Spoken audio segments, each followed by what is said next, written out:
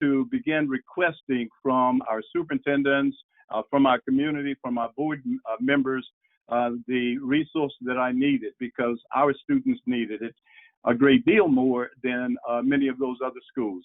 Mr. Brown, we're coming up on yes, 2 minutes. 2 minutes. Thank you. Okay, thank you. Okay, we'll now move into the round one questions. I'll ask each candidate one of the questions. The candidates were provided questions in advance, and we'll rotate. Ms. Sentino, Dr. Sentino, third grade reading. During the first 3 years of elementary school, students learn to read. After third grade, emphasis focuses on reading to learn, and students use their reading skills to gain information, think critically, and solve problems. In New Orleans, just 33% of third graders scored mastery or above on a LEAP 2025 English Language Arts Assessment. The 2019 statewide average was 46%. The question is from one of the Urban League Fellows, Youth Policy Fellowship Fellows, Riley Smith, who currently attends Southern University and is an education major, currently focused on student teaching. Her question is, from my student teaching, I know students sometimes receive one-on-one support for some students, but many students need more support. What would you do as a school board member to ensure more students are reading on grade level by third grade? Yes. What we do know is that early literacy has proven to be significantly linked to academic success. I would implement a systematic process to assess reading literacy as early as kindergarten, to develop student-centered intervention strategies and identifying those needs. Increase teacher quality. I would advocate for the placement of at least one reading specialist at every school who can also serve as a master teacher. I would also encourage current teachers to become certified reading specialists and to provide incentives and make them aware of resources to accomplish this. For example, the U.S. Department of Education offers the TEACH grant, and that grant provides some financial assistance for undergraduate and graduate students for getting advanced degrees in teaching, making sure offering that information. I would also develop collaborative relationships with Louisiana colleges and institutions, HBCUs, as well as facilitating, like the fellow that has asked this question that is also pursuing an education degree at Southern University. I would also identify evidence-based programs and other local programs such as Star NOLA. Star NOLA provides tutoring to second and third grade students, and Star NOLA is offered to families and schools free at charge. And so, and it's strategically located to alleviate any barriers such as transportation issues or potential issues to participate in the program, as well as looking at more evidence-based programs that identify increasing performance in third grade literacy. Okay, thank you very much. Mr. Brown, school performance. The report found that in 2019 school year, economically disadvantaged students and African-American and Hispanic students were overrepresented in underperforming schools and underrepresented in our city's highest performing public schools. What are your thoughts on access to high quality schools, and what would you do to address the disparities documented in the report? Yes, another good question. The last question is a great question as well, that I hope to be able to address at some point in time. But talking about disparities, we must first admit there are glaring disparities in our schools. We provide funding to our schools based on enrollment. We provide additional funding and staff to schools based on the enrollment of gifted students and students with special needs. However, the majority of our schools have a high percentage of their students who are poor and experience a number of social challenges that were well documented in your report. And I again commend you all for the report, one that can serve us well. We must somehow provide additional funding and staff to those schools who have large populations of disadvantaged students.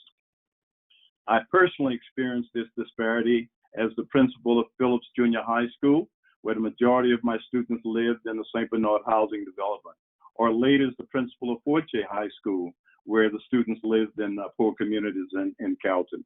We must find ways to not only generate additional funds, but to allocate those additional funds where schools are needed.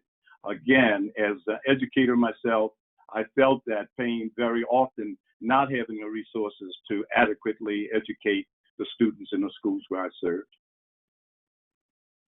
Thank you. Dr. Sentino, dropout rates. Let's talk about that. Dropout rates in New Orleans are much greater than the rest of the state.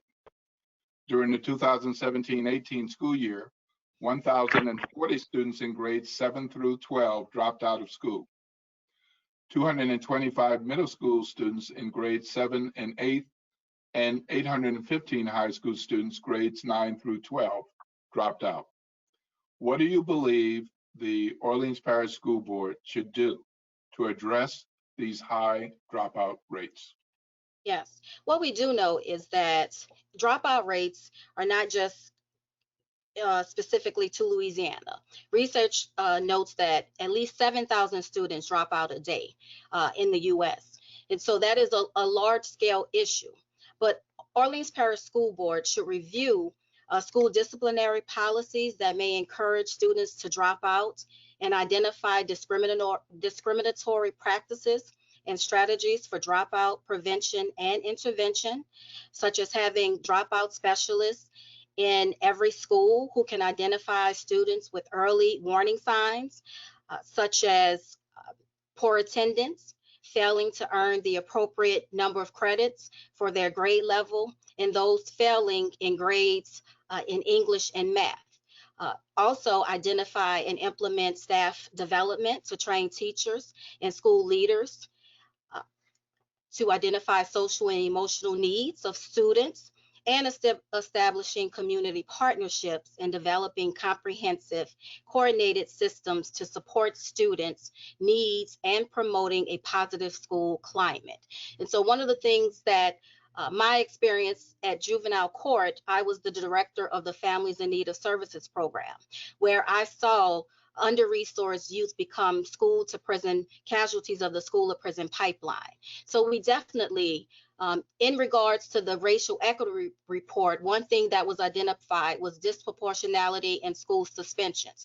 So we definitely need to make sure that we are looking at those policies of out of school, in school suspensions that can exacerbate the dropout rate of our students. So we definitely need to make sure that we aggressively look at school to prison pipeline in situations that could lead to the school to prison pipeline.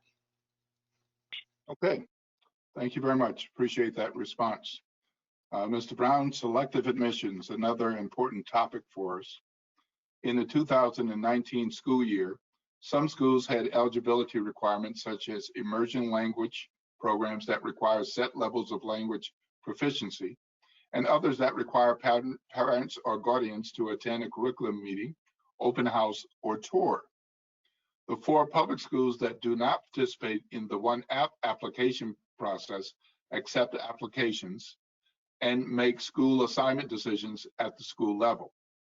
The report looked at the demographics by admission type and found that economically disadvantaged students and African American students are underrepresented in schools with selective admissions and restrictive eligibility policies. What are your views on selective admissions policies, and would you support any changes to these policies if you are elected? Yes, if I'm elected, we need to definitely correct some of those policies that that are mandated by some of these selective enrollment schools. I don't necessarily have a problem with selective enrollment schools, but some of the requirements that you mentioned, I do have a problem with. We have a selective enrollment school in my district that is very popular and I think is doing outstanding work. I don't think we need less of those. There's a call for us to have less selective enrollment schools, fewer selective enrollment schools. I don't necessarily agree with that. That is a subject that there's some contention about. But I do believe that we need to make corrections, adjustments, so that students throughout should have the same opportunities to be enrolled in them. I do think we need to have more high quality schools in our school district throughout. I would certainly not only embrace, but support our efforts to do that. So, I know there's a call by some to reduce those schools or to eliminate those schools. I would not be one to do so. I was always an educator who did not have the benefits of those kind of schools, but we were proud of the schools that we had. We did an excellent job. Our teachers, I had excellent teachers throughout, not only when I was in school myself, but when I was a school principal, we had outstanding, and they did outstanding work. So I would support them, but I certainly would be looking to make corrections to some of their selection processes. Okay, well, thank you very much. Appreciate that. We're now going to move to round two questions, and you'll both have a chance to answer each of these questions. Dr. Sentino, we've asked you to respond to data on important indicators related to racial equity in education. But what issue is most important to you that you would prioritize if you were to be elected? I would say all the issues that were addressed in the equity report are critical to the academic milestones of students' ability to succeed. However, what I would prioritize is implementing practices and programs to address social and emotional needs of our students. We know that well-implemented social emotional learning programs positively affect students' success in school. Students show that social emotional skills are able to demonstrate those skills. They gain skills such as problem solving, the ability to manage their behaviors, such as impulse control, and we know that social emotional programs have shown positive results in increasing students' performance in improving academic performance outcomes. And so that will be one of the things that I would definitely look at, a critical piece, because if we don't meet students and families from a social emotional perspective, we can put all of the resources, the highly qualified teachers, we can put all of that in place. But if we don't understand a child from the aspects of human development, their ability to grasp, if there is environmental, social trauma, or adverse social events that has happened in that child's life, then we will continue to go around this whole thing with equity, resources, and still end up with the same results of trying to educate children that are not being met from a social emotional perspective. Thank you very much. Mr. Brown, same question. We've asked you to respond to data on important indicators related to racial equity in education, but what issue is most important to you and that you would prioritize if you were to be elected? If I may, I have two. If I can do it briefly, dropout for me is one. Your report talks about 78% or so graduation rate. That's not acceptable. We need to improve that. And if I'm given another opportunity to serve, I will be addressing that. I will be looking for the resources to develop a program that will help us to identify these students early, to address their needs when we find them. For the students who have already given up and dropped out of school, we'll have a core of people that will go out into the community and will seek out these students, to talk with them, to let their parents know and let those students know there are programs that we have available, programs that we still must develop in our district, such as the Career Education Center that we have. So dropouts, number one. And may I also add teacher quality? We're losing 900 teachers a year for the last 2 years. It's a revolving door right now that we're losing great teachers. And we need to do things that we can incentivize the teachers who are prospective teachers to come to our districts. We must attract them. We must pay them well. We must train them well. And we must do everything to keep them so that we do not continue this revolving door. We cannot continue to do that if we intend to improve our schools and the performance of our students. Thank you very much. Next question, and each of you will have a chance to address this. Dr. Sentino, in reviewing the Urban League's recommendations, are there any that you strongly agree with, and how would you actively support them? Yes, there are several recommendations which were really clearly defined recommendations that the Urban League gave. But we definitely, the whole construct of racial equity has to be addressed in our education system. And so that looks like continuing to coordinate community efforts that promote racial equity and excellence in our schools. NOLA public schools have to make sure that we are practicing from a lens of being accountable and transparency, making sure that we are keeping the parents, teachers, everyone involved in this process as we try to dismantle racial inequities in our educational system. We must also look to advance and support and grow strong leadership, teacher preparation in our schools. So making sure that we identify systems, institutional racism that is embedded, because we know the greatest challenge is equity. And from access to high quality schools to resources and funding, equity is a fundamental indicator for increased academic performance and outcomes. The diversity of our students, whether it's culturally, economic, academic readiness, emotional well-being, or special needs, should not prevent any child from having the same opportunity in quality education or attending a high-performing school than any other child. And so we must make decisions from an equity lens. If not, we will continue to further marginalize our students and produce the same outcomes. Thank you. Thank you very much.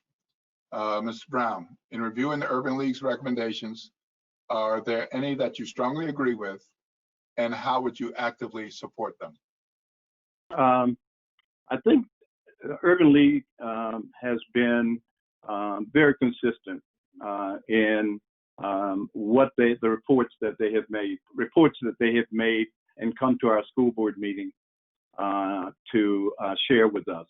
And that is the equity question, providing equity for our students. We sometimes we've had some disagree slightly about the schools that we talked about, the schools that are selective enrollment and so on, and they base that their opinions on that equity question and so on. I think that, as I said earlier, I think that we can increase the performing schools that are performing well. We can continue to provide resources to those other schools so that we can bring them up and to have them perform as well as others. So I think rather than reducing high quality schools, I think we need to increase the number of high quality schools. We need to continue working, as I said earlier, to provide the best teachers possible. We need to get good teachers in there that question about what do we do to help those students in those grades K through 3 to read, to provide additional resources, additional teachers in those schools. So it's about providing that equity is important, but we have to provide additional resources. We have to generate the additional resources so that we can then provide it. So the generation of additional resources is very important. You know, if we're going to pay teachers more, if we're going to attract them to come to our school district so that we can improve. Without great teachers and great leaders, we will not continue to improve our schools. So it's important to me. The report, let me end by saying the report is an important one. I think one that each of us, board members and educators throughout the school district should use going forward to guide them in their thoughts and actions as it pertains to educating our kids going forward. Okay, thank you very much. So speaking of the report and your individual context, we're going to ask you for simple yes or no responses to these questions. So, Dr. Sentino, will you commit to using the report regularly and to looking at data that is disaggregated by subgroups to inform your decisions if you are elected? Yes. Mr. Brown, will you commit to using the report regularly and to looking at the data that is disaggregated by subgroups to inform your decisions if you are elected? Absolutely, yes. Okay. Dr. Sentino, will you commit to prioritizing and practicing racial equity throughout your term as a school board member if you are elected? Yes. Mr. Brown, will you commit to prioritizing and practicing racial equity throughout your term as a school board member if you are elected? I have in the past and I will continue, yes. Okay, now we'll move to closing comments before we move to District 2. Each of you will be given 1 minute to make a closing comment as we close out District 1 and move to District 2. Dr. Sentino, 1 minute. Yes. As we know, education and the school board plays a vital role in determining the policies that affect the educational policies of our students. I'm running for school board because, as I said earlier, I believe in the importance of ensuring every child receives a quality education to be successful. And if elected, I will definitely make sure that I advocate for resources to be put in the classrooms and to make sure that our tax dollars are being used efficiently. I am a proponent of public education, education that meets the needs of our students, and understanding how can we replicate schools of success and improve the performance of our schools. Once again, I'm Dr. Patrice Sentino. I'm running for Orleans Parish School Board District 1. I want to extend my thanks to Urban League of Louisiana for inviting me here tonight to share my perspectives on racial equity. I'm number 119 on the ballot. Thank you. Thank you. Mr. Brown, closing statement, 1 minute, please. Yes, thank you to Urban League and thank you, the moderator. I just want to again emphasize my background as an educator. I've been a principal, a teacher of students with special needs. I've been a principal at every level, elementary school, middle, and high school. I've been a principal of the year at each of those levels. I'm committed to education. I'm committed to equity of our students and the value of our students. I will continue to fight for our students. If I'm allowed to serve this one more term, I will continue to address the inequities of our students and representing our parents and our schools and our students throughout. I can only tell you that I'm looking forward to continuing working. As I said earlier, on reducing the dropout rate or increasing the graduation rate. And I'm also looking to try to solve this revolving door that I talked about with teachers coming in and teachers going out. We need to find a way of doing this. It's the only way that we're going to continue to move our schools forward, to improve education for our students.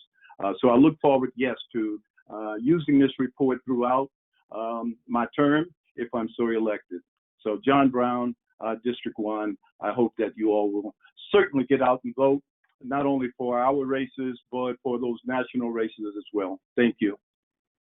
Thank you very much. We'll now be transitioning to District 2. Ms. Jolly? Thank you, Will, and thank you, candidates for District 1. I just wanted to make a quick announcement. As you all can see, we've had some trouble getting the videos of the candidates up on the screen for you to see, but at least you can hear the audio. But just wanted to let you know that we are working on that, and if we are able to get folks on video, we will, but we will continue moving forward with District 2. Okay, thank you very much. And thank you, candidates for District 1. And thank you to the candidates joining us for District 2. Very pleased that each of the candidates committed to be a part of this forum this evening. We will move along with the same general format with opening statements from each candidate for 2 minutes each. And then we will move to questions for candidates. And each of those responses are requested to be no more than 2 minutes so that we can rotate through questions and properly inform the public. So we have this evening with us Ethan Ashley, Asya Howlette, Dr. Eric Doc Jones, Aldine Doc Lockett, and Ms. Chanel Payne. So we'll start with Mr. Ashley. Thank you so much. I really appreciate the opportunity to be here and present. The Urban League is like family to me. I'm a former Urban Leaguer, and as they say, once an Urban Leaguer, always an Urban Leaguer. So, thank you for your service. This report is one of several reports that the Urban League has put forth that I think is setting the bar on where we need to head for our young people and our families. Now, look, I just want to, by way of introduction, just acknowledge that, I am a former Urban Leaguer, but beyond that, I was raised by public education teachers. Both my grandmother and my mother were educators. I went to public schools before graduating school early. Went off to Howard University, where I ultimately had the opportunity to work for a congresswoman who's reclaiming her time. And I then went off to Howard University School of Law.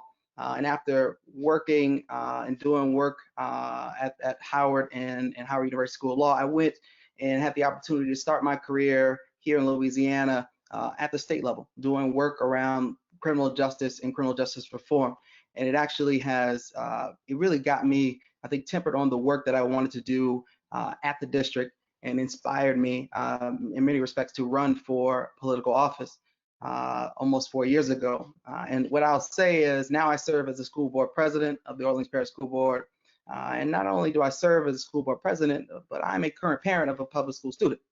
And being such, I'm keenly aware of the challenges that our students and families are facing. And what I'll say is for the past 4 years, when we talk about equity and racial equity, I've been on the front line to increase high quality schools in District 2, like Audubon at Gentilly Terrace. I've been on the line trying to fight for more services and programming like our Career Center. And I had the opportunity to pass policy focused on equity, like my proposed and successfully passed historic racial equity audit. Beyond my work on the school board, I also had the opportunity to start a District 2 legacy scholarship for our students in District 2, as well as a community council to hear directly from members of District 2 about the work that they want to see this body do. And while I'm proud of that work, what I'll say is we have more work to do. And over the next 4 years, I plan to help our fragile, under-resourced system, sustain and recover from COVID-19, which is hugely important, implement our racial equity audit, and continue efforts to provide our students and families with more high-quality school options and programming. Thank you for the opportunity to share today, and I look forward to the questions. Okay, thank you very much. Ms. Howlette? Are you there? Mr. Jones.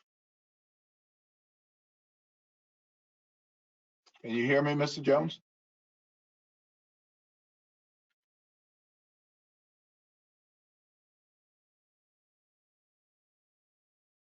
Mr. Jones, if you could Dr. unmute yourself. Thank you. Mr. Doc Jones.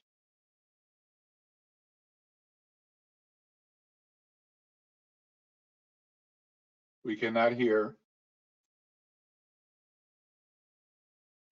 Okay, let's go with Doc Lockett.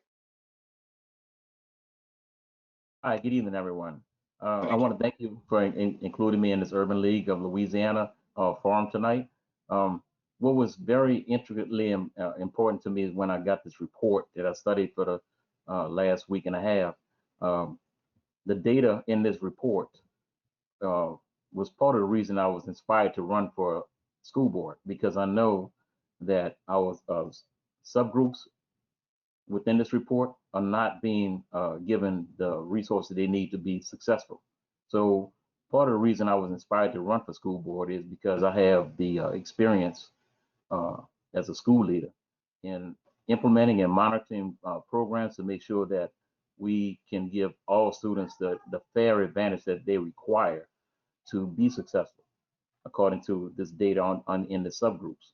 So my name is Dr. Aldine Lockett. I'm running for Orleans Parish School Board District 2. I'm a career, highly qualified and certified educational professional with over 28 years experience working in education. I have a doctorate in higher education administration, a master's degree in education administration, a bachelor's degree in business administration, and I'm a certified principal and teacher and experienced principal.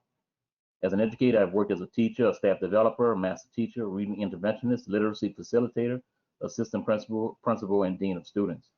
I'm a strong advocate in consistently providing optimal educational programs and experiences for all students. This intense commitment is grounded in my foundational belief that being provided a proper education and having optimal educational opportunities helps to enrich the future lives that students have in society. I think that's our job as a school board, to make sure that every student within the Orleans Parish schools is successful, and we provide them the resources and the opportunities that they have to become successful. So that's my motivation for running for District 2. Thank you very much. Mr. Doc Jones, are you ready? Okay, we're gonna have to work on your audio. Ms. Payne.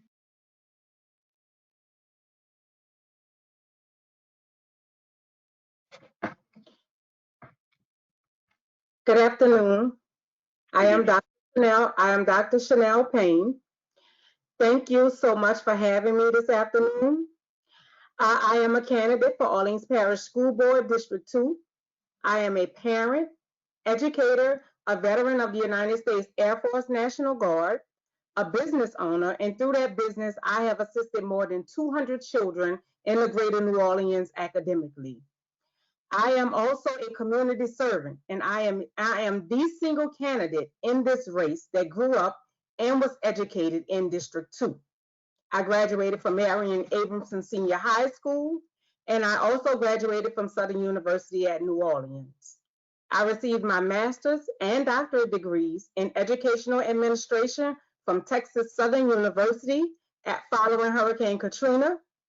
My experience in education spans for more than 15 years. I have served as a teacher, a literacy specialist, an instructional coach, a master teacher, an assistant principal, and currently an education consultant.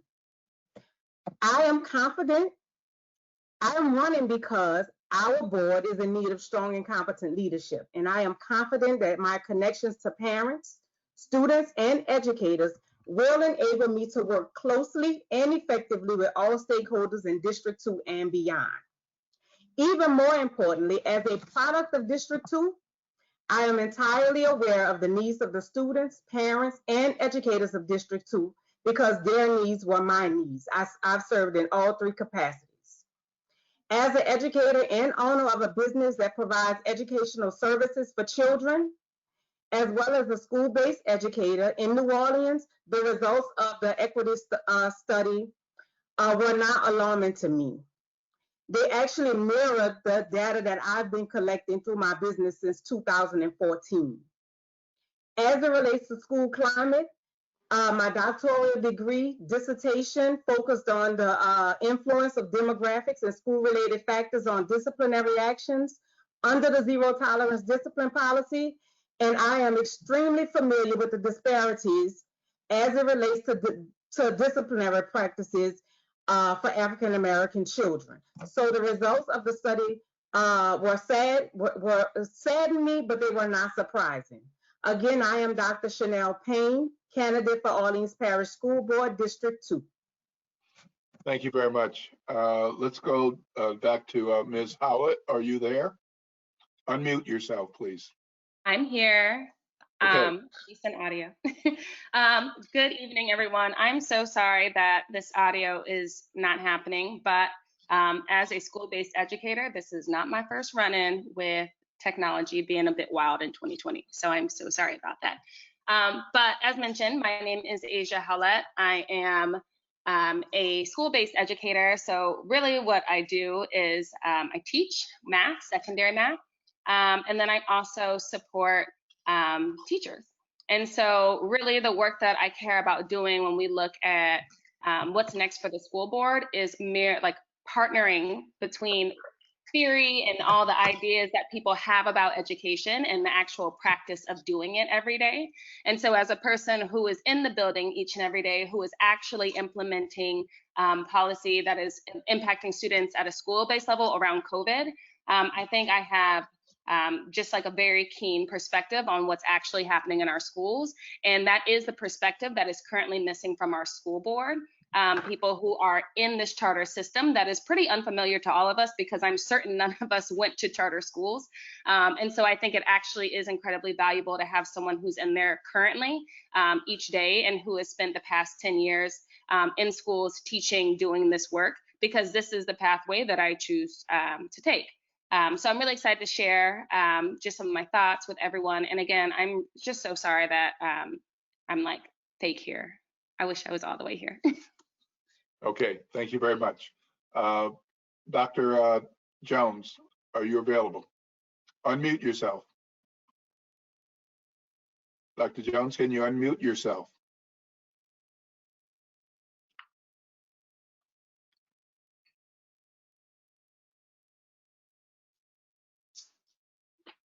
Okay.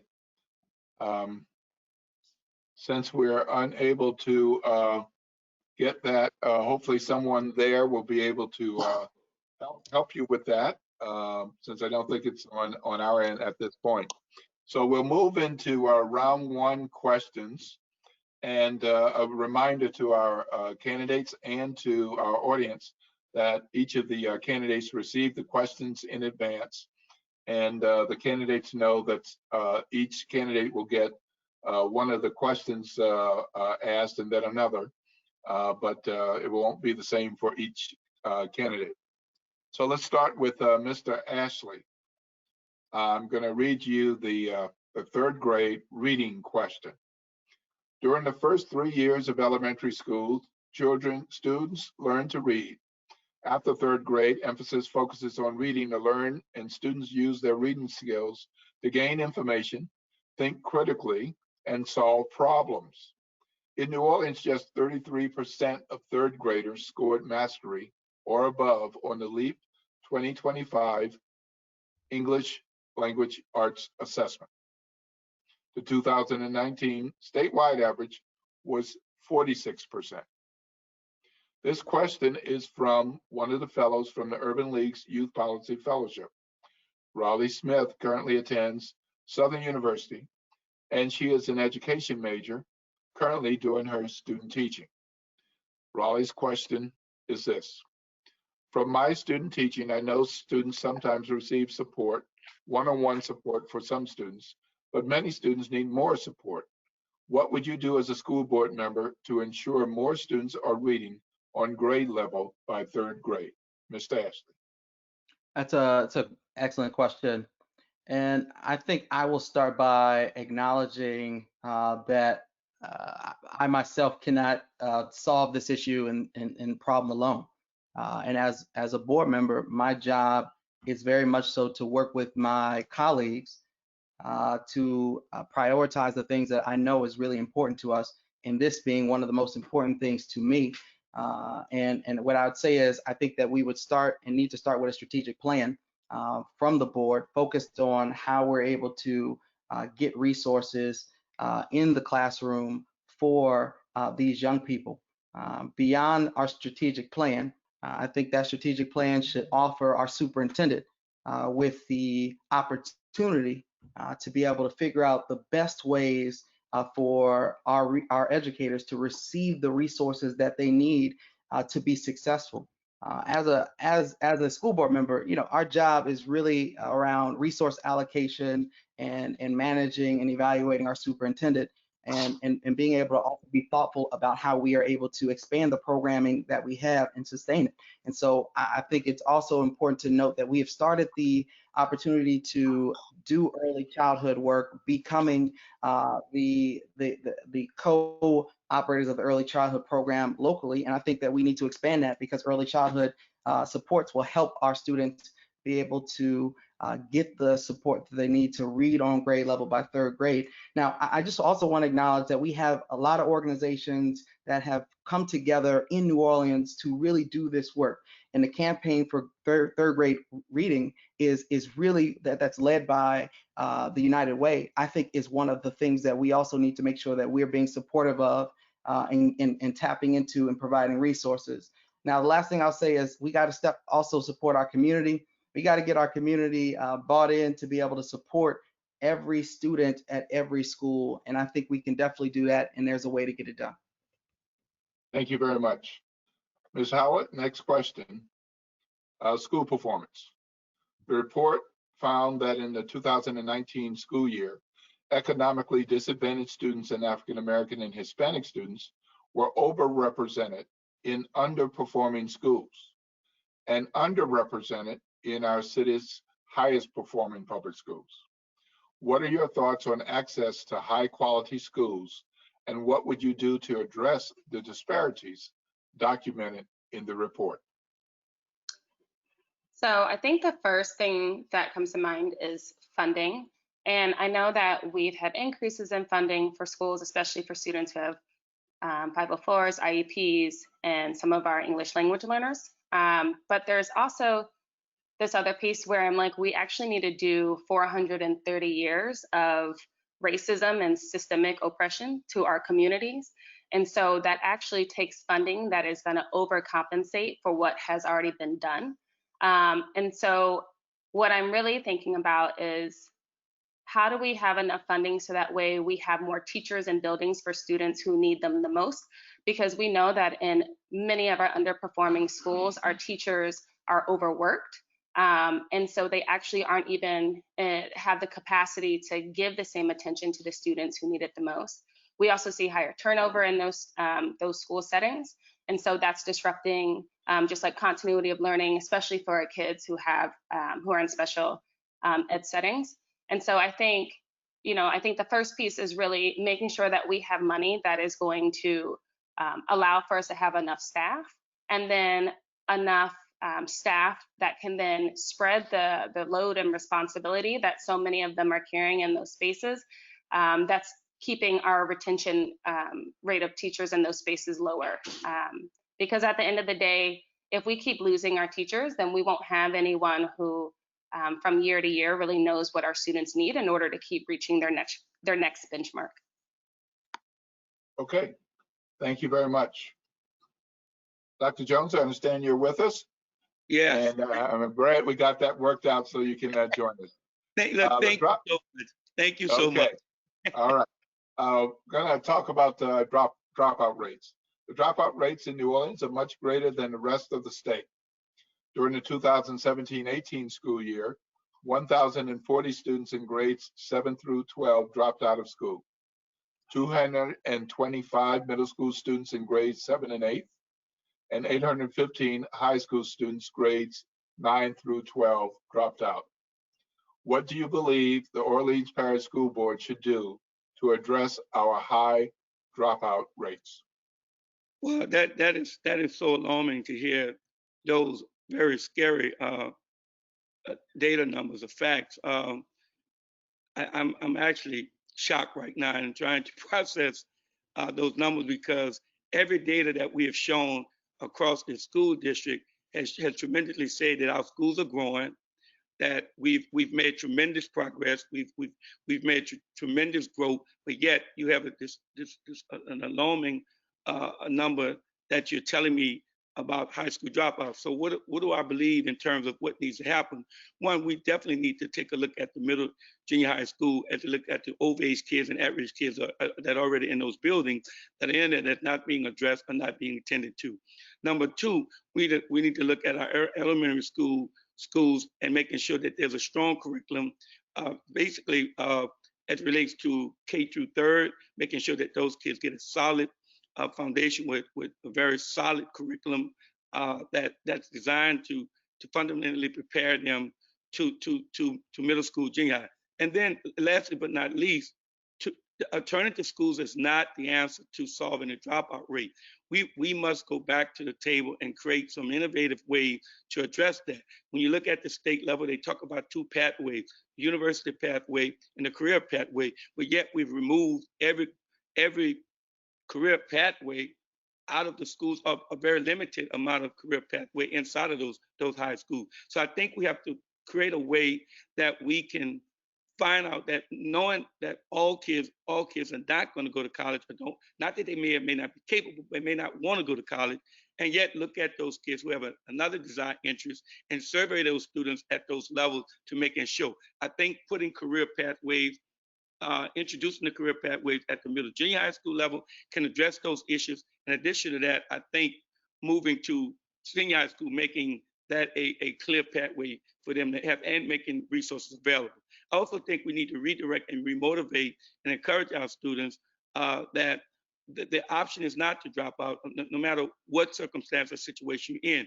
Maybe partner with mentorship organizations across the city, making sure that those kids are being encouraged. And we do have some mentor programs. Each one Save One. We also have another one, I think, across the river.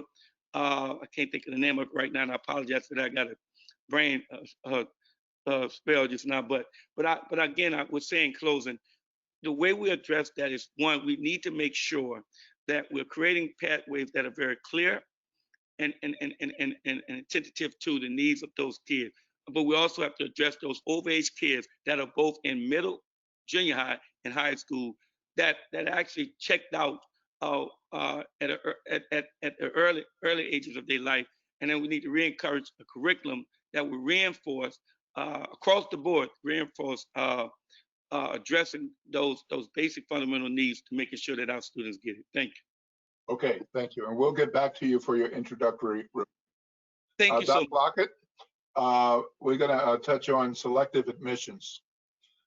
In the 2019 school year, some schools had eligibility requirements, such as immersion language programs that require set levels of language proficiency, and others that require parents or guardians to attend a curriculum meeting, open house, or tour. The 4 public schools that do not participate in the one app application process accept applications and make school assignment decisions at the school level.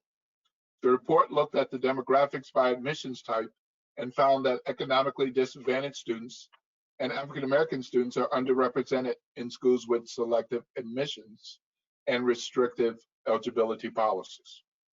What are your views on selective admissions policies, and would you support any changes to those policies if you are elected? You know, across the board, when you're looking at equity, the first thing you need to look at with equity is you need an equitable distribution of all subgroups within all schools. All right, we cannot have selective enrollment. I think some schools have been practicing selective enrollment, and other schools are maybe overwhelmed with students in different subgroups that require different resources and different needs. So the first thing I would do as a school board member is have an audit of the enrollment process in all of the schools and make sure that every school is comprised with an equitable number of students in every subgroup in order to be fair and give each student an equitable opportunity for an education. You can't simply just dole out resources to schools that have a larger percentage of subgroups and say that they need more resources. It's bigger than that, because in order to have an equitable school program and population, I think all the schools need a equitable population of all subgroups and have a level playing field before we can even begin to give the students what they need in order to be successful. So that's the first thing I would do as a school board member, is to audit the enrollment process and to eradicate and eliminate selective enrollment things that are going on in some of the schools. Okay, thank you. Dr. Payne, let's go back to third grade reading, and I'll read it again so that you can hear the complete context. During the first 3 years of elementary school, students learn to read. After third grade, emphasis focuses on reading to learn, and students use their reading skills to gain information, think critically, and solve problems. In New Orleans, just 33% of third graders scored mastery or above on the LEAP 2025 English Language Arts Assessment. 2019 statewide average was 46%. This question is from one of the fellows from the Urban League's Youth Policy Fellowship, Raleigh Smith, who currently attends Southern University, and she's an education major, currently doing her student teaching. Her question is, from my student teaching, I know students sometimes receive one-on-one support for some students, but many students need more support. What would you do as a school board member to ensure more students are reading on grade level by third grade? Thank you for that question. Reading proficiency by the end of third grade is the most critical indicator of whether a student will graduate from high school. Reading proficiency is much more likely, as we know in the report, the equity report also proved that it's an issue more for African American children, Black and Brown children, than any other subgroup. Reading impacts every aspect of our lives, and for our children, their academic success. Based on the equity report, in 2018-19, 26% of our children score mastery or above on all subjects, which we know all subjects are impacted by reading.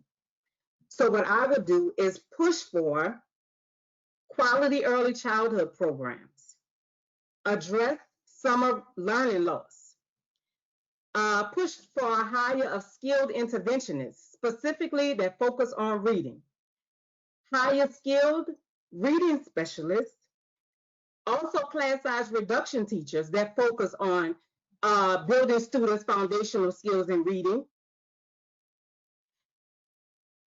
We also have to ensure that we have a basic standard of education for all of our children. So we have to have a uniform curriculum. We have to have teachers who are highly qualified, who have equivalent qualifications and levels of expertise when we start talking about equity, and we have to hold children to the same learning expectations. We have to provide access to equivalent facilities and identical funding. When we talk about equity in our schools, equity means fairness.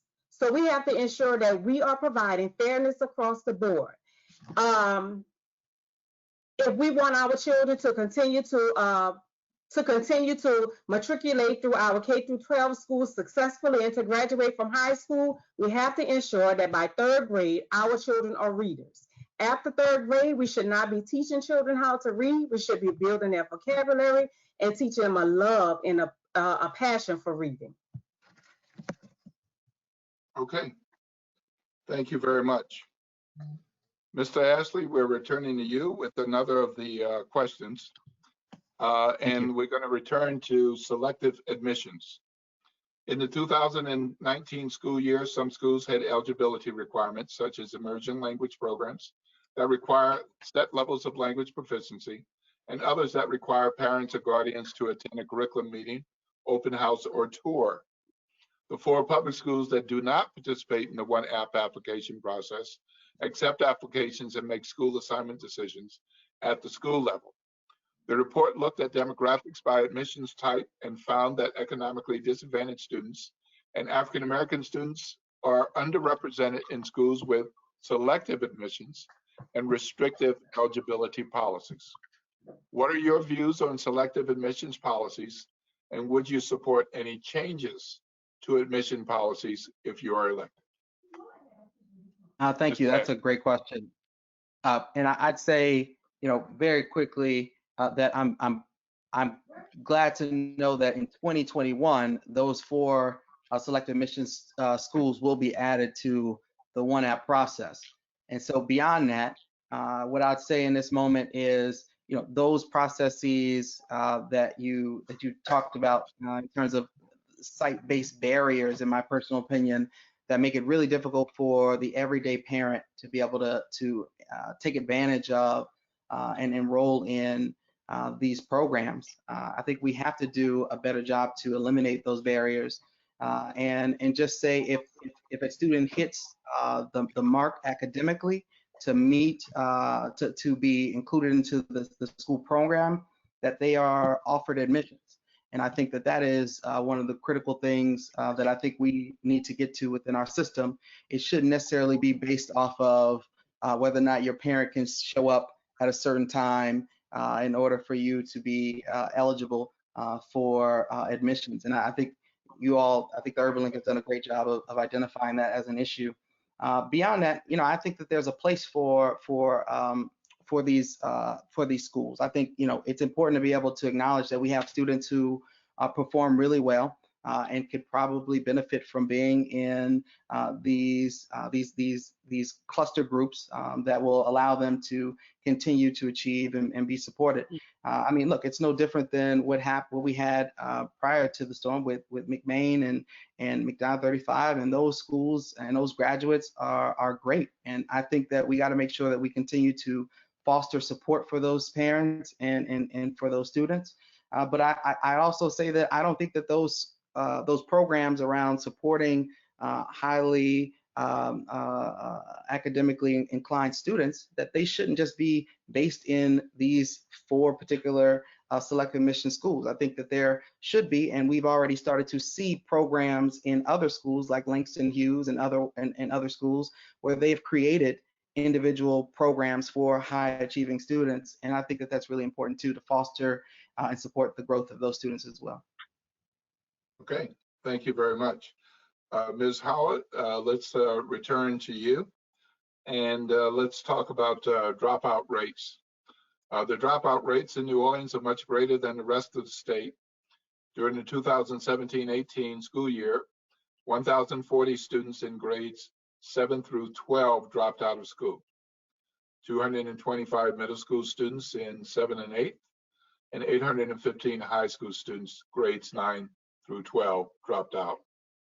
What do you believe the Orleans Parish School Board should do to address our high dropout rates?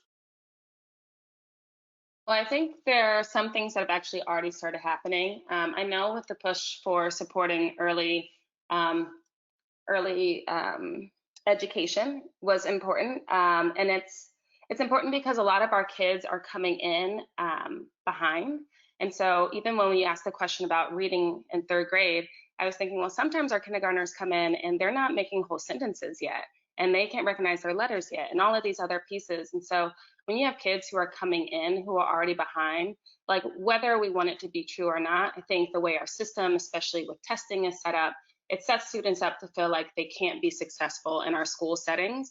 And I think when schools are lacking a lot of the co-curriculars, the extracurriculars, all the things that make school like special, where you can like find yourself despite where you may be academically, because that doesn't exist in some of our highest need schools, we actually just see like, I know it might sound pie in the sky, but kids' self-esteem starts to drop in schools.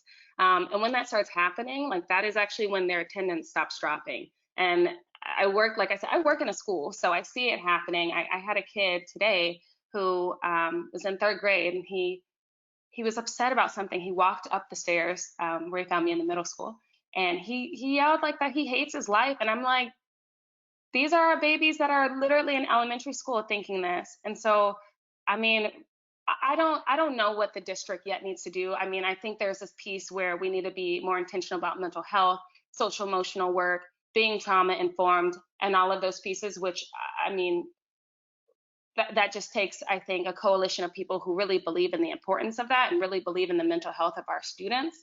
But when I watch it, I'm not shocked by the dropout rate, because this is what I'm watching happening every single day. And it really is about us figuring out what are our wraparound services that we can start offering to students. Like, what are the things that we can start building up instead of always looking at deficits and always trying to get to this baseline that we already know tends to be low for our Black and brown children. So sorry, that was on my mind because it just happened today, but I really think that we need to figure out wraparound services for our kids. We really need to be looking at mental health and trauma. We really need to make our schools places people want to be.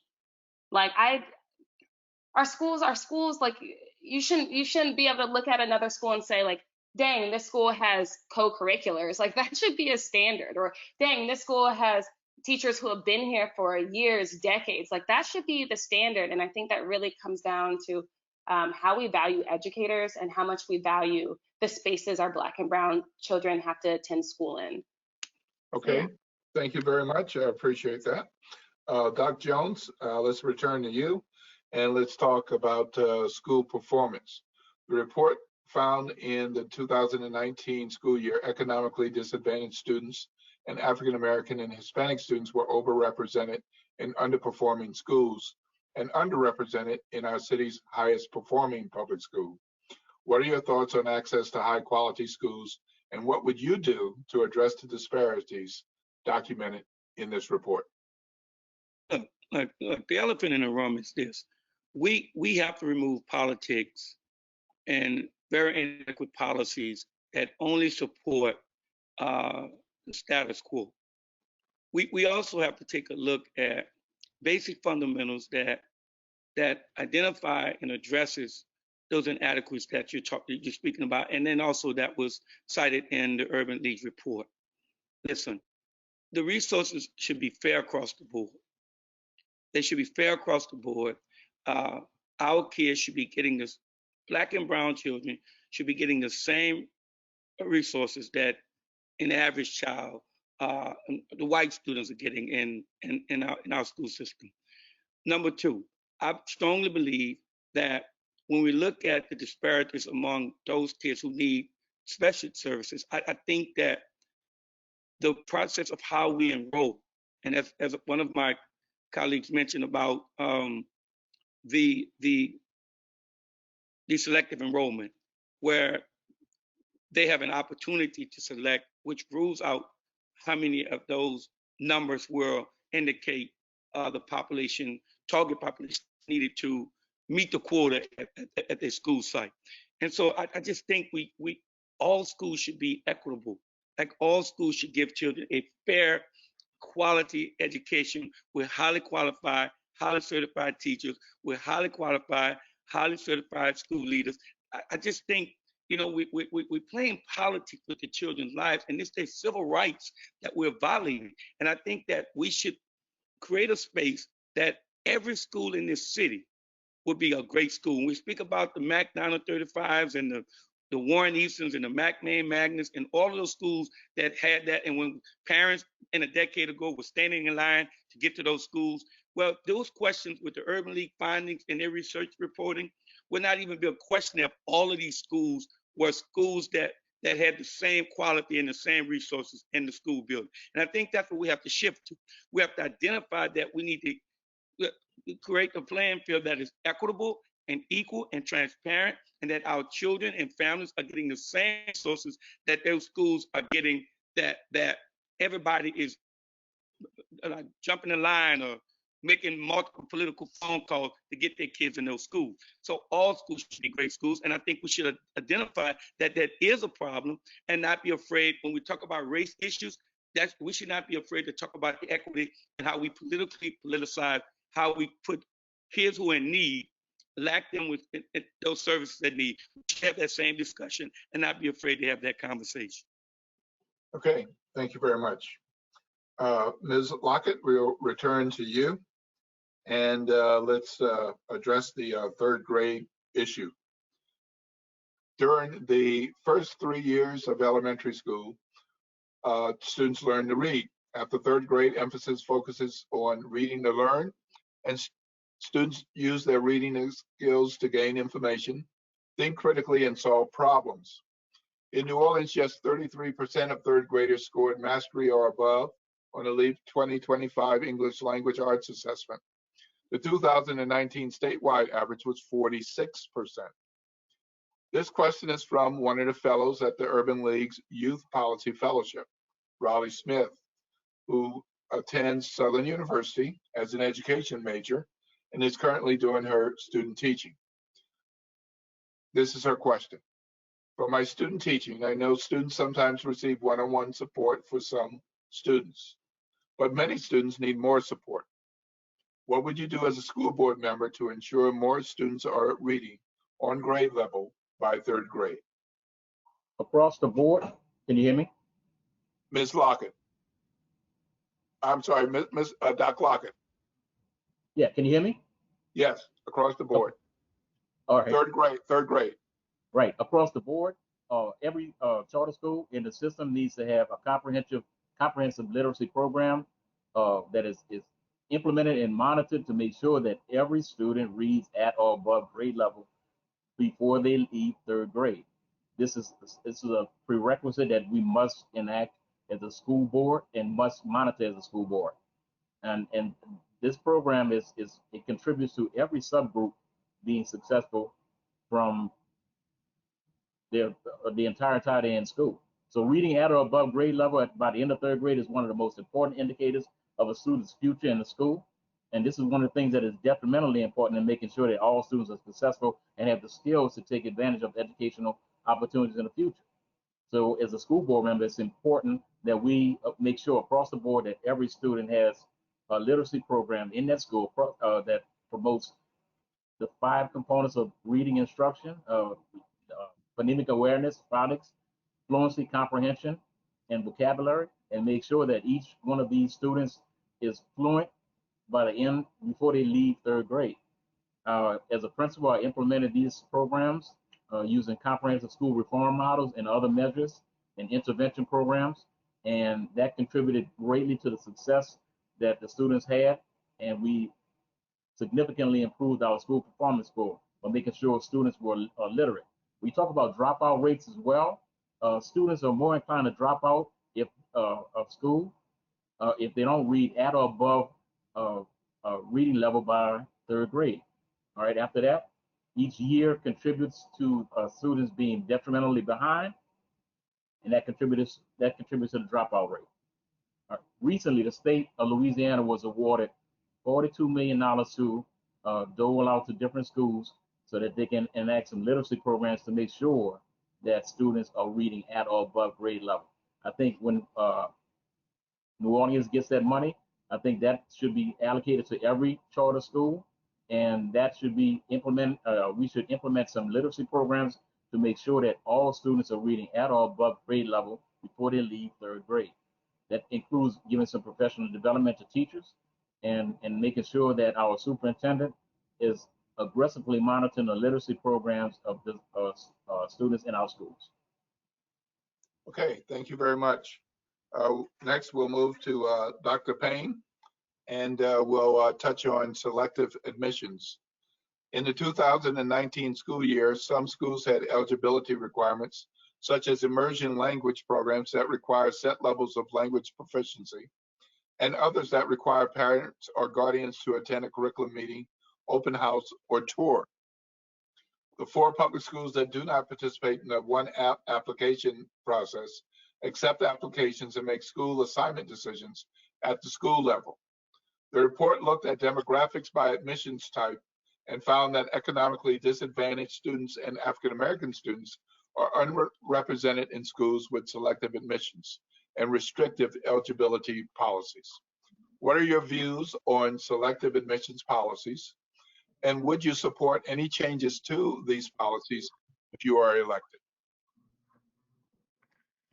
Well, let me just say that before entering high school, I had the opportunity to test for 2 selective admission schools, McMain and 35.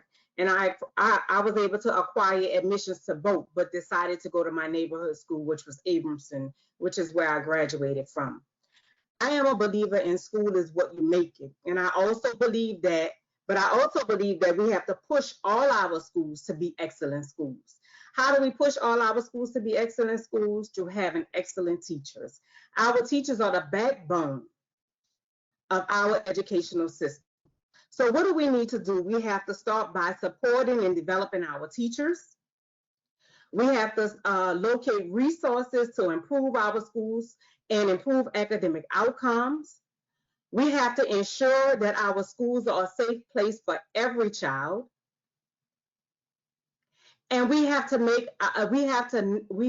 ensure that our teachers feel safe and feel comfortable communicating openly and honestly with leadership, and that we are not as leaders leading by intimidation, which causes our teachers to feel like they cannot speak out about issues that affect children academically, personally, or socially in our schools.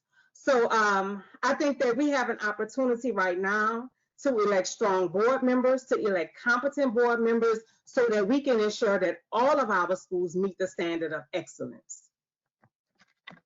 Okay, well, thank you very much. Dr. Jones, you were not able to introduce yourself earlier, so we're going to use this transition between round 1 questions and round 2 questions to give you that opportunity. The others did at the beginning. You have 2 minutes, sir. Thank you so much, Mr. Sutton. Thank you so much. Again, I'm Dr. Eric Jones, lifelong resident, lifelong educator, career educator, been in the school district for 25 plus years, taught at all grade levels, and also administrated at multiple grade levels. I want to just talk about the question that was asked at hand: what is educational equity?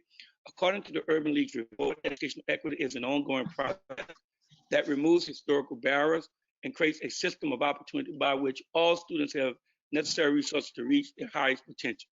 According to this definition, all students of color and economically disadvantaged students is entitled to attend high-performing school with highly qualified and certified teachers in front of them, along with receiving quality top-level curricula and instruction and educational resources needed to ensure all of them with the opportunity to reach their highest potential. Our scholars have faced a host of devastating experiences that has infringed on their civil rights, and now COVID-19. COVID-19 pandemic and the resulting of closing schools have exacerbated and underscored the disparities in the quality of education provided the different local populations, communities stated by a report published by the Urban League of Louisiana. As we all know, we have seen our read multiple reports and findings on the inequalities and equality and the access to students of color and economically disadvantaged students that tend to continue to plague them with getting a high quality education into high performing schools. When you think about inequalities and when you think about all the things that are happening to our young scholars, I strongly believe that we have to select and elect a board leader that does not have a problem with advocating for the parents and families and the children. A board leader that will embrace the change and also continue to advocate with legislature and local and state policies that will provide all of our children, and particularly the children that we're speaking about as we talk it, the economic disadvantage and the students of color, a fair and equitable education with highly qualified, certified teachers in their classroom and highly qualified and certified leaders leading those schools.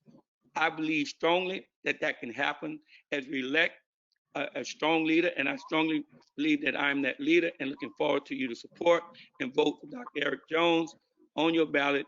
Early voting or November the 3rd, and my number is 122. And once again, Mr. Sutton, thank you very much for that opportunity to get me back on because of my technical difficulties. Thank you so much. Okay, thank you. Okay, so we will now move into round 2 questions. Each of you candidates will have a chance to respond to each of these questions. So we'll Start with Mr. Ashley. We've asked you to respond to data on important indicators related to racial equity in education. But what issue is most important to you that you would prioritize if you were to be elected? Thank you. So the most important issue has to be the disparities in our third grade reading scores. I mean, I had the opportunity, I think I started the conversation talking about, I joined the fight for education around really trying to solve the school to prison pipeline issue. And what I'll tell you in this moment is, what I'm clear about is the indicators around third grade is a great indicator to determine, whether or not a student will find themselves a graduate of our school system or find themselves at the Youth Study Center or OPP if they're not reading on grade level. And so for me, that is like one of the biggest things that I really want to focus in on, given the opportunity to continue to serve on the board and really do some leadership around this work in this moment. And thank you for the question. Okay, thank you. Next up, Ms. Howlette, same question. Would you like me to repeat it? No, I'm good, thank you. Okay. Yeah, so I would say the biggest issue that I'm thinking about is the work with mental health and trauma, social emotional learning, really just doing human work. I think sometimes when we start talking about test scores and achievement, we forget that we teach children, and our children are being taken care of by other humans. And so if our school and our learning environments aren't conducive to our educators being able to show up as their best selves every day, then the people that you're trusting your kid to be able to learn from are not really giving your kid their absolute best. And so I think it's really important to name mental health at the teacher staff level, because 2020 has been challenging, not only because of COVID, but we are watching what feels like every day Black lives being taken, which really mimics what many of our kids and families are seeing every day in the streets. And so I think we just need to be very mindful of the fact that when we say we want more Black and brown representation in schools, that means that we need to do a better job of supporting those adults and getting the support that they need with mental health and trauma. And so that way they're able to show up for our kids. And so as I'm thinking about what could be next for our kids, I am thinking about what are the options for our students who we see the most disciplinary issues with, understanding that a lot of what shows up as disciplinary issues is trauma. And so what are the options and pathways? And are those schools disproportionately showing up in some schools as opposed to others? And if that is the case, which it is, I can tell you that because I'm there. And since that is the case, I'm also wondering, again, what does funding look like to make sure that mental health and social emotional work is not something that a school needs to have the money to take care of, but it's just a standard for how our schools are operating and making sure that human well-being is our highest priority. Because when my kids are taken care of, they learn. Like my kids can read in third grade if they are safe and they feel like their learning environment is conducive for them to really take a deep breath and just be present. So, I mean, I know, again, it might sound pie in the sky, but when I'm with my kids every day, like that is the thing that keeps them from meeting their highest potential. Okay, thank you. Dr. Jones, same question. Would you like me to read it? Yes, can you please? Okay, we've asked you to respond to data on important indicators related to racial equity in education. But what issue is most important to you that you would prioritize if you were to be elected? Well, I want to first say thank you to the Urban League CEO and president and her staff for publishing this report. This is one of the most profound, purest, transparent report ever done at the local level. It has given all honesty across the board in terms of what is truly happening and what are the disparities and the issues surrounding public education in this city. So I want to thank them for that. And it's hard to pick one of those points that were was published in this research. So I will say I would look at all of them, but in particularly focusing on the overage, at risk, the dropout rate, the alarming dropout rate in the middle, junior, and high school. And I would love to partner with the Urban League as we take a different look, a more critical look, and put all of these findings under a microscope to identify, in my humble opinion, what those issues are. And I know we keep hearing mental health, mental illness. We have not addressed the fact that Hurricane Katrina brought some of this on our babies who had babies, or babies who experienced that, our families of generation now experiencing that, and now COVID hit. And at the same time, they're dealing with those epidemics, and not to mention all the other issues that they're experiencing around their neighborhoods and their communities. So I would love to work directly with the Urban League, along with partnering with stakeholders that deals with these issues that face our truancies, our dropout rate among our young people, and to find solutions, creative solutions, positive solutions, innovative solutions that will help address and key point on that. So as elected, I will begin to create a committee or a task force to address that, working alongside my colleagues on the board, along with the superintendent and his team. Thank you. Okay, thank you. Dr. Lockett, same question. Would you like me to read it? No, I think I'm all right. The Okay. first thing I would address is the inequity in the selective enrollment process. We have 4,766 white students in New Orleans public schools, and 38,881 black students. And out of those, 65% of the white students attend selective enrollment schools, and only 7% of the black students attend selective enrollment schools. So I think the major thing we have to do is address the disparity of the enrollment process and get rid of selective enrollment schools. We have to distribute the population of students equitably across the board, and with the subgroups. After that, we need comprehensive district reform efforts. And when I say comprehensive district reform efforts, the data and the report that you supply to us indicates that we are massively not providing the subgroups with what they need to be successful.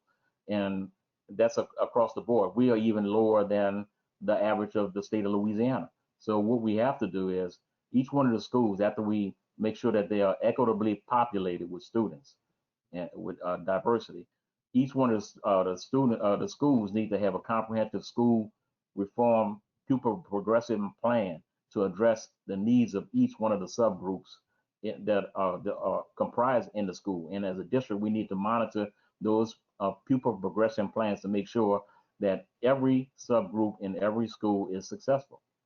All right, we cannot improve schools unless we address every need of every subgroup.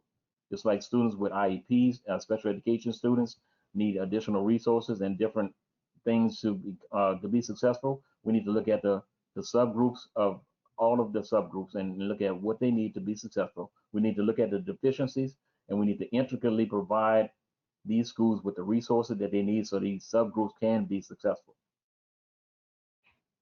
Okay, thank you. Dr. Payne. Would you like me to read the question, or are you good? I'm good.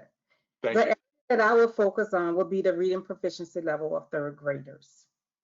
And in focusing on the reading proficiency level, I would push for expansion of access to early childhood education, quality of early childhood education. I think New Orleans has the greatest opportunity to accelerate academic progress is in high quality early childhood education, because it aims at a holistic development of a child socially, emotionally, cognitively, and physically.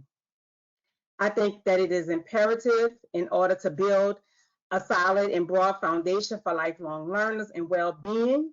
I think that if we can ensure that our children have a strong foundation, some of the barriers of success, of successful outcomes can be minimized. So my push would be to expand high quality early childhood education in an effort to improve third grade reading levels. Okay, thank you very much. Okay, candidates, we'll move to the second of round two questions, and each of you will have the opportunity to answer this question. We'll start with Mr. Ashley. In reviewing the Urban League's recommendations, are there any that you strongly agree with, and how would you actively support them? Thank you. Yes, I strongly agree with the reports really delineating the work that the Orleans Parish School Board is currently doing to support our teacher pipeline work, with our board making this the investment of over $7 million in supporting our teacher pipeline work, which I think is hugely important in this moment. And what I'll tell you, while we made that investment this year, while I was board president, I think, there's probably, beyond that, I think it's really important for us to also just think about how we're going to be able to expand the work around racial equity and the work to really, start to delineate the work that needs to be done around racial equity. And so I'd really like to also expand the work that I've been doing with our racial equity audit. I think that's really important. And also expand high quality schools like the work that I've been doing, whether it's with Audubon at Gentilly Terrace or now the site placement of Hines at Codkill. I think those are all important things too that that the Urban League acknowledges, and I think that's important to be able to say in this moment. Those are really, really critical factors to making sure we have higher performing schools for our students, and we have real certified quality teachers to put in front of them. So those are the two priorities that I would say are really, really important in this moment. Okay, Ms. Howlette.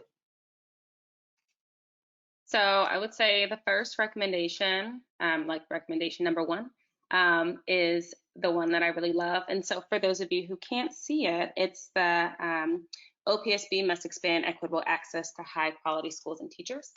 And so I really love this one for a couple of reasons. One, I have a Xavier resident who works on my team, and she is exceptional. And I think part of that is because, people, and I'm an alternative certification educator, and so I just want to name that. But the time that Ms. Harden is spending in the Xavier program, it's just she's leaps and bounds where I was my first year in the classroom. And I think that partnership is exceptional, and I'm so grateful for it.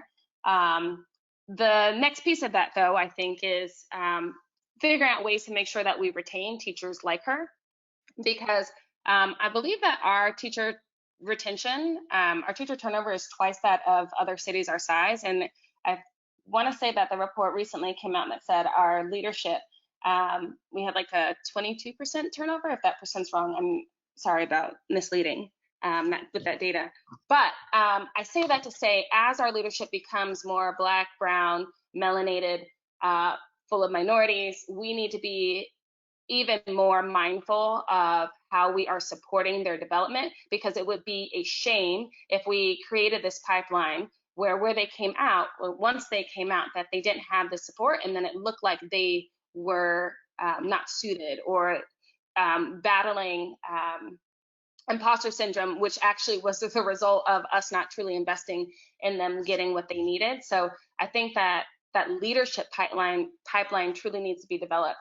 I finished my master's from Hopkins in secondary math, and I actually went ahead and started working for illustrative mathematics, which is one of our tier 1 curricula, because it gave me direct access to the writers of the curriculum and writers of Common Core state standards. So that way I knew, for me personally, that I was bringing to my school, my teachers and my kids, the best level of development that I was able to ensure for myself. And I think that shouldn't be the exception, but it should be the standard, especially if we're saying that our kids are worth it, which I think all of us can pretty firmly agree on. We need to make sure that those educators are getting what they need for them to be in this for the long game, right? We don't want 2 years. I personally would love a lifetime. So yeah, I think that's what we got to do next. Okay, Dr. Jones. Yeah, I want to just piggyback off of Asya. I definitely like that one as well. But I want to single out something that I think is very important to us when we looked at the teacher quality. When we looked at table 10 in this report where it talked about teacher certification by school level grade, 2016 and 17. School level grade with an A had 11% of teachers out of field, 3% uncertified. When you go down to the F schools, you had 21% that were out of field, 11% certified, and then a D school, 19% that was out of the field, and 11% certified. And then when you look at the disparities of high poverty and high minority in the school type with inexperienced teachers, it was 22%. Uncertified was 34%, and 14% out of the field. Low poverty, low minority, you had 15% that was inexperienced, and then 16% that were uncertified, and 22% was out of the field. Listen, I strongly believe that we have to take a look at, and I agree with the Urban League, our retention and recruitment, and making sure we recruit and retain the best qualified, certified, or best experienced teachers in those classrooms in front of those students. Research have always shown that students who have great teachers, experienced teachers, teachers who have met all the qualifications necessary, do pretty well. When we look at the results of those A schools, those schools have teachers that have been there for a long period of time.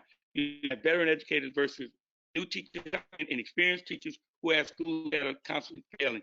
So I really agree with the Urban League as we take a look at how we retain and recruit quality teachers in these classrooms and in school buildings.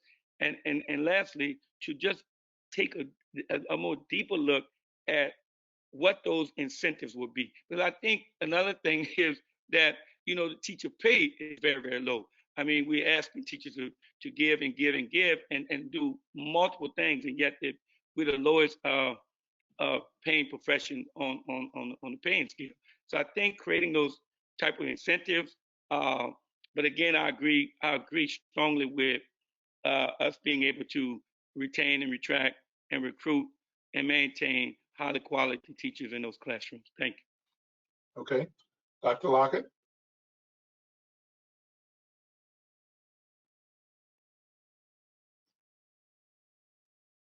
Sorry about that. Yeah, I agree with the last two candidates with the retention of highly qualified teachers. You know, I mean, we have a disproportionate amount of students comprised in our schools in selective enrollment schools, and also a disproportionate amount of the subgroups that require additional resources and additional attention. And with those additional resources and additional attention, we're not taking into consideration that the teachers that are comprised in those schools need additional resources and additional attention. Independent charter schools sometimes don't have the resources to give the teachers the professional development and the tools that they need in order to help our students. They may have some challenges or may require some additional resources. You can't just throw money into a school and say, I'm going to give this school extra money so they can be successful or meet the needs of the students. You have to address it comprehensively and look at what the teachers need as well. So as a district, I think it's important that even though we have 90% of the schools are independent charter schools, that we have some kind of professional development and support system in place to give the teachers what they need so that they can meet the needs of the subgroups. I think we have to be equitable with the population of the students comprised in the schools. We also have to take into account that the teachers in the schools, they need to be highly qualified, but they also have some different unique needs that have to be met in order for them to be successful so that our students can be successful. The district across the board, even though we're 90% charter, needs a comprehensive reform system in place so that we can meet the needs of all of the subgroups in a report and give the students exactly what they need. And a big integral part of that is getting the teachers what they need and the professional development that they need. Okay, thank you very much. Dr. Payne. The recommendation that stuck out for me the most was that the board should transition their role from myopic regulators to active ambassadors who garner the interest and attention of funders, new operators, and new educators to the district. I think that OPSB has to play a more active role in creating a successful school district. I think that they are responsible for setting direction, for establishing effective and efficient structure, for providing support, for ensuring accountability, for providing community leadership as advocates for children, the schools, and the district. I think that they are responsible above everything else for engaging and building relationships with teachers, parents, and community members. And as a board member, it is my promise to do just that. Okay, well, thank you very much. Appreciate that. So now candidates will move into our commitment phase. So we respectfully request that you give one-word responses and that you answer the question yes or no and leave it at that. And we'll go down the list as we have done. The first question is, will you commit to using the report regularly and to looking at data that is disaggregated by subgroups to inform your decisions if you are elected? Mr. Ashley. Yes. Ms. Howlette. Yes. Dr. Jones. Absolutely. Dr. Lockett. Yes. Dr. Payne. Yes. Okay, thank you. And thank you for cooperating. Next question. Yes or no? Will you commit to prioritizing and practicing racial equity throughout your term as a school board member if you are elected?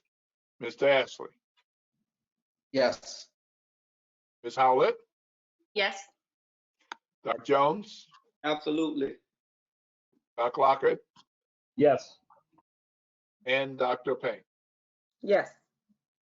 Thank you very much. And again, thank you for cooperating. We'll now move to closing comments. Very happy to have each of you participate tonight. And so now you have an opportunity to close in whichever way you wish, as long as you limit it to 1 minute each. Mr. Ashley, 1 minute closing, please. Thank you so much, Ms. Sutton. You did an excellent job of moderating. I really appreciate the opportunity to share. This is a critical election. I think we know that. And what I'll tell you in this moment is I'm clear that the role of the school board is to enact policies, manage a CEO, and a $500 million budget. And I'll tell you, after law school, I had the opportunity to start my career doing policy. And after working for notable organizations like the Urban League and the Anti-Defamation League, I'm clear I know how to get the work done around policy and advocacy. Now, with these two twin pandemics that we're facing, we need a leader that's ready. As the only candidate who served in the role, implemented equitable education policies, and helped to manage our budget in a more equitable way, resulting in our budget being balanced for the first time in a long time, I want the opportunity to continue to lead us through this crisis and beyond. And as a parent and a current public school student, I'm vested and committed. I humbly request your votes, prayers, and I would love for you all to consider me on November 3rd. I'm 120 on the ballot. Thank you, thank you, thank you. I appreciate the opportunity. Thank you. Ms. Howlette. Well, thanks everyone for participating, and I'm grateful to be a part of this also.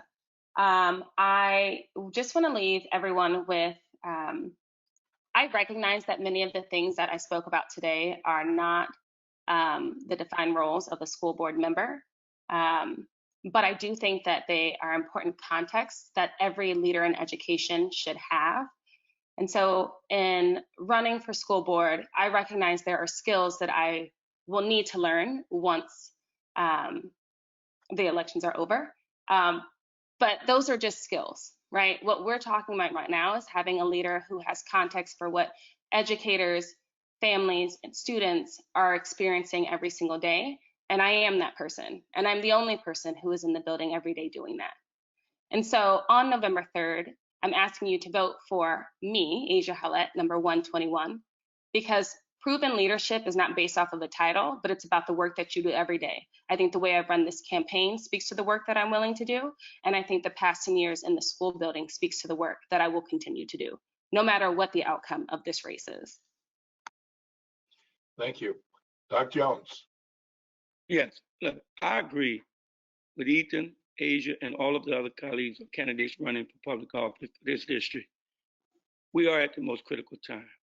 And let's face it, everybody that's in this race and all of the school board races that are being contested by challenges is because we strongly believe that the job has not been done properly, correctly. And if we rated the school board members at this point in time, you'll probably rate them between a D and an F with multiple schools that are rated at that level. I'm Dr. Eric Jones. I'm running for the school board in District 2. My number is 122. I'm a lifelong resident. I'm a lifelong career educator. I've been in this fight for the long haul. I continue to fight for the school district, for our children, our families, and I continue to advocate.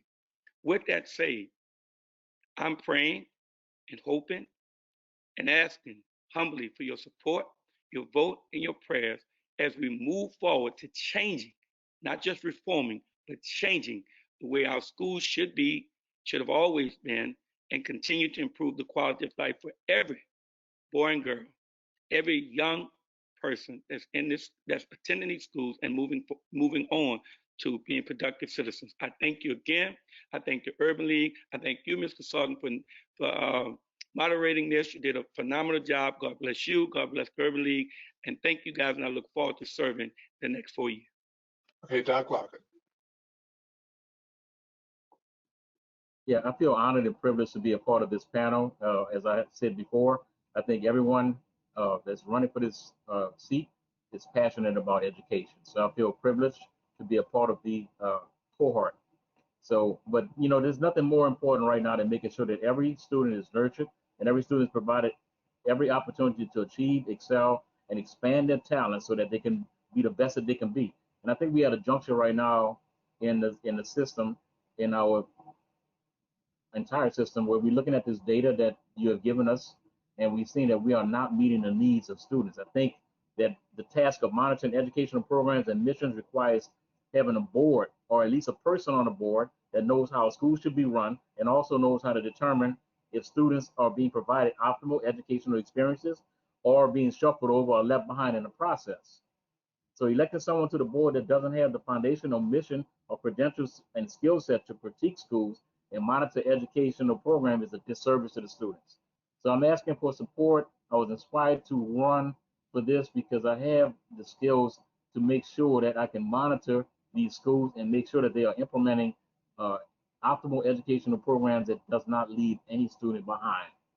So I'm asking for support. I thank you for the opportunity to be in this forum. Number 123, Dr. Lockett. Okay, Dr. Payne. Yes. I am a product of District 2. I am the only candidate that is a product of District 2. I have a diverse background in education that includes early childhood, K through 12, higher education, and education consulting. I have served the education profession successfully in New Orleans and Houston for almost 20 years.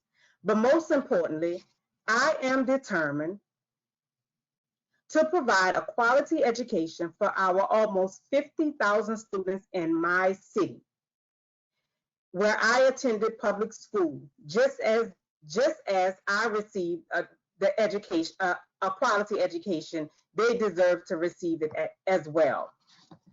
With that being said, and with all due respect to the other candidates in this race, I have a vested interest and connection to District 2. I am confident in my ability as a leader who will advocate for quality education for all children. I promise to be active and to welcome accountability. I am your candidate for Orleans Parish School Board District 2. I am Dr. Chanel Payne, number 128 on your ballot. I thank you, Mr. Sutton and Urban League, for welcoming me tonight. And for our listening audience, I hope that you will support me in my candidacy. Early voting starts October the 16th, and the election is November the 3rd. Again, I am Dr. Chanel Payne. Thank you very much. And thank you to each of our candidates. And thank you for attending with us, audience. I hope that you've gotten a lot out of this. This has been recorded and will be hosted on the Urban League's website. I do encourage you to check out the report on which tonight's forum was based. If you think you don't have time, make the time, because our kids' futures are important. If you don't do anything else, pay attention to the forward, the summary, and the background. And with that, I'll close out by reminding you to complete your 2020 census. It's critically important. I remind you to register to vote. The deadline to register via online is October 13th, and voting is from October 16th through the 27th for early voting. And of course, Election Day is November 3rd. Tomorrow night, join us here once again for candidates for the Orleans Parish School Board from Districts 3, 4, and 5. Thank you, and have a good night. Thank you. Thank you. Thank you. Thank you. Good job. Thank you.